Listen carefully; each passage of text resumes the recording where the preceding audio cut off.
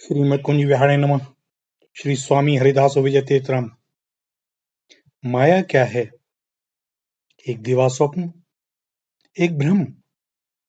जो दिख रहा है वह सत्य लगता है, यह भ्रम है। शरीर ही सब कुछ है, भ्रम है। नष्ट हो जाने वाली वस्तुएं शाश्वत हैं, भ्रम है। मकान जायदाद मेरी तेरी, भ्रम है। रिश्ते नाते सत्य हैं, भ्रम है। यही माया है, मैं, मेरा, तेरा, तुम्हारा। और जो व्यक्ति इससे अलग होकर स्वयं को देखता है, उसका भ्रम मिट जाता है। वह सत्य के नजदीक पहुंच जाता है। और सत्य वह है जो श्री कृष्ण कहते हैं कि जो मुझसे अलग है, मुझसे भिन्न है, वही माया है। और जो मुझ में रमा है, मुझसे जुड़ा हुआ है, मुझे ही हर ओर देखता है, मुझे ही अनुभव करता है, वह माया से अलग रहता है। उसे माया स्पर्श नहीं कर सकती। माया का अर्थ ही अज्ञान है। और यह ज्ञान कब से शुरू हुआ, माया जीव से कब जुड़ी, यह जानने की कोई आवश्यकता नहीं। लेकिन इस अज्ञान और माया के मिटाने के लिए ज्ञान की अवश्य जरूरत है। और ये दोनों तभी मिट सकते हैं जब व्यक्ति परमात्मा से जुड़ता है। माया इस शरीर रूपी कपड़ों पर एक दाग है। यह दाग कहाँ से लगा, कैसे लगा, क्यों लगा, इस पर चिंतन करने से कुछ भी ना होगा। जो लगना था लग गया। अब इसे मिटाने की जरूरत है कि दाग कैसे मिटे और आगे कोई दाग ना लगने पावे। माया क्या है? मैं में आदमी क्यों उलझ जाता है, यह सोचने के बजाय इससे रहित होना चाहिए। और मैं से रहित होने के लिए सद्गुरुदेव की शरण लेना अत्युत्तम। श्री कृष्ण ने अपने जन्म से पहले ही माता देवकी को अपने दिव्य स्वरूप के दर्शन करा दिए। माता देवकी बड़ी आश्चर्यचकित कि ऐसा दिव्य स्वरूप उसके बालक के रूप में जन्म लेगा, उसका बेटा बनेगा।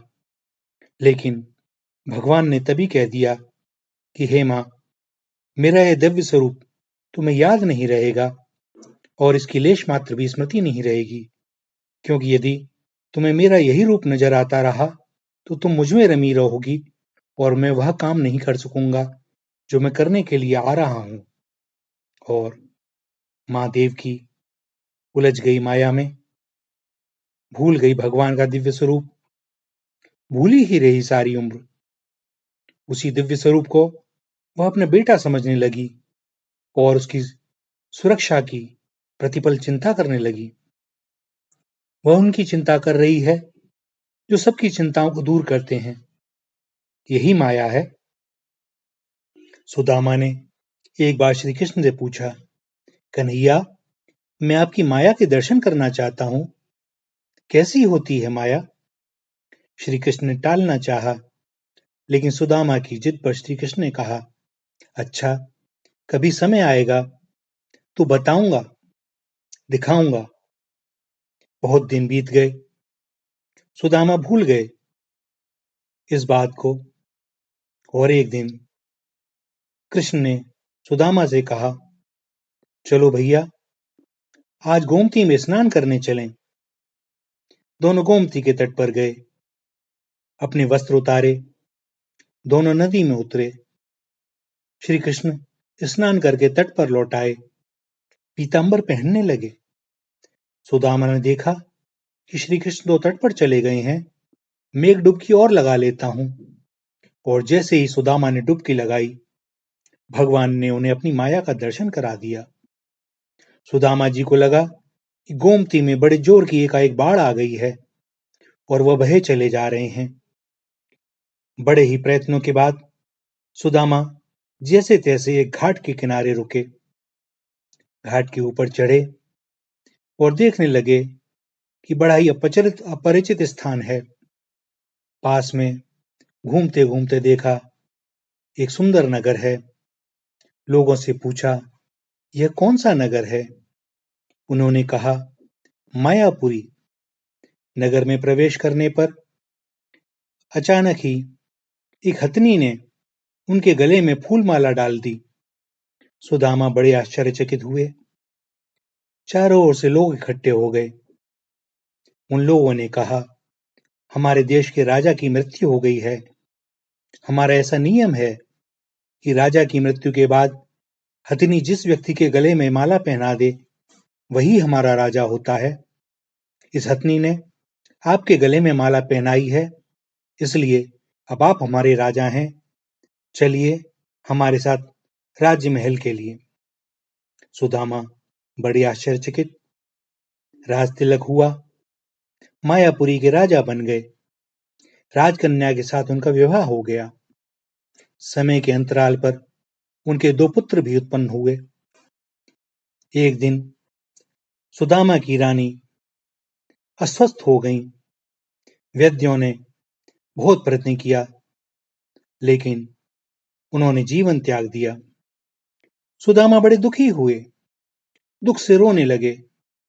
उनकी पत्नी जो मर गई थी, जिसे वह बहुत चाहते थे, बड़ी सुंदर थी, सुशील थी। सारी प्रजा राजमहल के आगे इकट्ठी हो गई। मंत्री ने सुदामा जी से कहा, आप रोएं नहीं, आप हमारे राजा हैं, लेकिन महारानी जहां गई हैं, वहीं आपको भी जाना है। यह इस मायापुरी का नियम है। आपकी पत्नी को चिता में जब अग्नि दी जाएगी, आपको भी उसी चिता में प्रवेश करना होगा, उन्हीं के साथ जाना होगा। यह सुनकर सुदामा जी की सांसें रुक गईं, हाथ पांव फूल गए। अरे, अब मुझे भी मरना होगा। मेरी पत्नी की मौत हुई है, मेरी तो नहीं। भला मैं क्यों मरूं? यह कैसा नियम है? सुदामा अपनी पत्नी की मृत्यु को भूल गए। उनका रोना बंद हो गया। अब वह स्वयं की चिंता में डूब गए। हे भगवान, अब क्या होगा? सुदामा जी ने प्रजाजनों से कहा भी, भाई, मैं तो मायापुरी का वासी नहीं हूं, अतः मुझ पर आपकी नगरी का कानून लागू नहीं होता। मुझे क्यों चिता में प्रवेश करना होगा? लोगों ने कहा, आपने यह वर्षों राज किया, प्रजा ने आपको अपना माना, यहाँ की राजकन्या से विवाह किया, आपके पुत्र यहाँ के युवराज हैं, तो आप यहाँ के ही तो वासी हुए, सो आपको यहाँ का नियम तो मानना ही होगा। यही यहाँ का नियम है।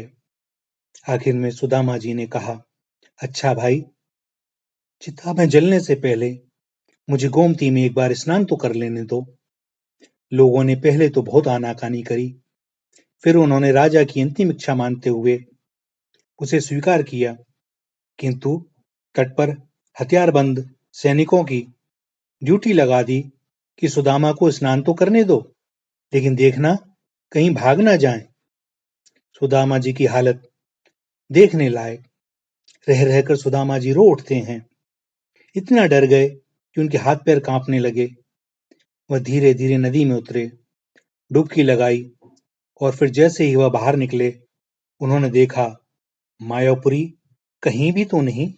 किनारे पर तो श्री कृष्ण अभी अपना पीताम्बर ही पहन रहे थे, और वह एक दुनिया घूम आए। मौत के मुंह से बचकर निकले। सुदामा नदी से बाहर आए, किंतु अभी भी वह रोए जा रहे हैं। श्री कृष्ण ने पूछा, सब जानते हुए भी अनजान बनकर, सुदामा, क्यों रो रहे हो? सुदामा जी ने कहा, हे कृष्ण, मैंने जो देखा है वह सच था, या जो मैं अब देख रहा हूं वह सत्य है? श्री कृष्ण मुस्कुराए, जो देखा भोगा वह सच नहीं था, भ्रम था, स्वप्न था, माया थी मेरी, और जो तुम अब मुझे देख रहे हो यही सच है। मैं ही सच हूं। मेरे से भिन्न जो भी है वह मेरी माया ही है, और जो मुझे ही सर्वत्र देखता है, अनुभव करता है, उसे मेरी माया स्पर्श नहीं करती। माया स्वयं का विस्मरण है। माया अज्ञान है। माया परमात्मा से भिन्न है, किंतु परमात्मा की है। माया नर्तकी है, नाचती है, नचाती है, लेकिन जो श्री कृष्ण से जुड़ा है वह नाचता नहीं, भ्रमित नहीं होता, माया से निर्लेप रहता है। वह जान जाता है, सुदामा भी जान गए थे, और जो जान गया वह श्री कृष्ण से विलग कैसे रह सकता है। श्री राधा, श्री राधा, श्री राधा।